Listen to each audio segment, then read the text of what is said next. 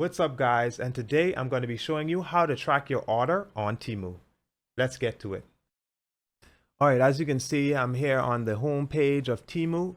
Once you're on the home page, you're going to go up here, hover over your name at the top right, then you're going to scroll down and you're going to press your order. Once you click that, you're going to go ahead and you're going to see your order, whatever you just ordered on this website. It's going to be here, but unfortunately right now I don't have any orders as yet. So I'm going to put a screenshot somewhere on the screen, as you guys can see, and it's going to look like that. And on the side, on the left side of the screenshot, you're going to see track.